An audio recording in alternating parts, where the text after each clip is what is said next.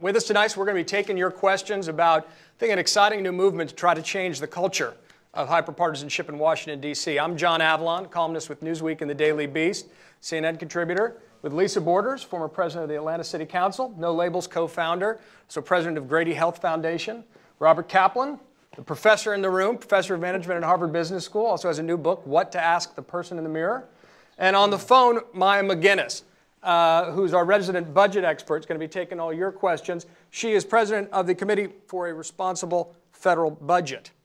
And watching the debt debacle, for lack of a better word, of watching leadership in Washington take the country in a direction that I just could not believe, I just had to ask myself, is it right to continue to be a bystander when you know in your heart and in your conscience something is seriously wrong?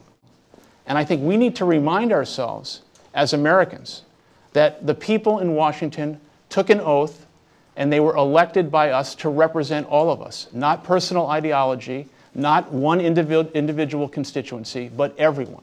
Culpability on both sides of the aisle. So there's no need in pointing fingers. My grandfather used to say, if you point one finger out, you got four fingers pointing back at yourself, which means each and every one of us needs to do exactly what Howard has done and what 120,000 folks have done with No Labels already.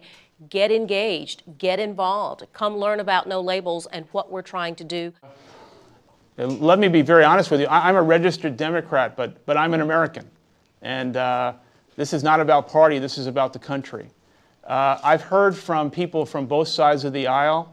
I think the frustration is equal, and I think it's agnostic. I don't think that people are looking through the lens of a Republican Party or a lens through a Democratic Party and are satisfied. When politicians do the difficult and courageous things, they don't hear from all of us enough. Like, we need to get on the phone and say to Senator Chambliss and Senator Conrad and Warner and Durbin and Coburn and Crapo, all the people who've been working on this, all of those politicians who've worked together, and tell them thank you. To our elected representatives and those who want to run for office, we don't want pledges. We want them to come in with an open mind and find solutions, and we don't want finger pointing. This discussion was, if we leave the discussion and we maintain the status quo, not Washington, but if we maintain the status quo, then this is a waste of time. And we don't have a waste of time. This is no longer a crisis, it is an emergency.